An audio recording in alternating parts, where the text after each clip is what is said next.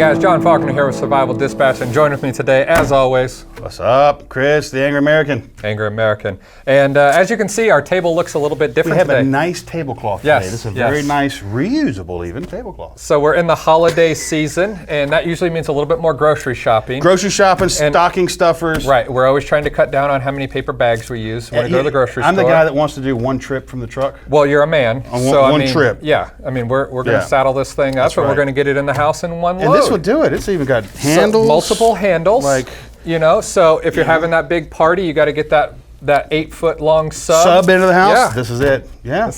And two, you know, you never know what happens at holidays. These things often come in handy. You know, so this is not a grocery bag. No, this is not a grocery bag. This is the bag that nobody ever wants, but you know, we really need to think about this stuff. Yep. So this is a body bag, or as they politely call it here, a disposable disaster pouch. There you go. That's a big pouch. You know, and we are doing a whole issue in December on sanitation. And most of the time when people think sanitation, they want to start talking about number 1 and number 2 and how to dig a hole. But you know, in a huge SHTF situation, if there's a huge power outage, you're thinking, you know, hospitals and things like that. Well, yeah, anytime we look at like the ones in the Northeast, the big ones that happen up there during the summer, remember the one that happened during the summer years ago and how many of the elderly died from just from the heat? So again, and two, we're talking, a lot of us are preparing for when there could be a grid down for whatever purpose, but potentially. And it can even things like natural disaster. I was in Dallas 4 or 5 years ago, and the water level came up so high that all the coffins floated back to the surface, and that was part of our job, was just literally collecting the remains. Go around and picking up and coffins. trying to. So, you know, it's one of those things where it is something that isn't discussed that often. We want to talk about there's going to be a lot of fatality, but we don't talk about how to deal. Right, and that's when, in the December issue, we actually do that. We cover how to properly dispose of a body. And again, we're not talking about normal times when you can call the... We're not talking about acid in a bathtub. Yeah, we're not talking... What was his name? Oh, I forgot. Anyway, but yeah, we're not talking that stuff. This is for grid down. And two, we need to consider these things because like John just said, people are going to die. We're not going to stop dying just because things get worse. As a matter of fact, probably more of us are going to die. Yeah. And having a way to... having a bag like this, a body bag, to put a loved one in particular, think about this, to put a loved one in that you can zip it up and you're not having to sit there and just look at them laying on the ground. Yeah. And two, when the actual burial part comes around, you're not just shoveling dirt into dad's face. Think about it. Just adds a little bit of, you know, taste, decorum, whatever you want to call it to it.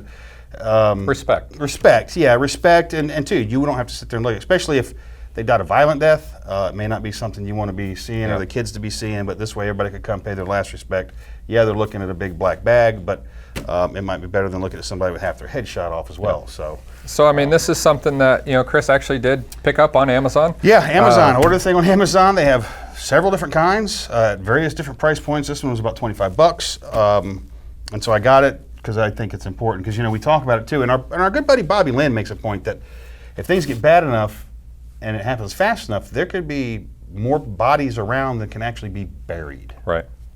So consider that too, what the implications of that would be. Which we're going to have some more articles in December that will talk about that. So let's talk a little bit about the features here. So yeah, it's got 8 handles on it. 8 handles on it. So tops, bottom, 3 on the sides, each side. It is waterproof. The zipper is supposed to be waterproof. Yep. You know, and this is pretty much a one-use item, of course. You know, I mean.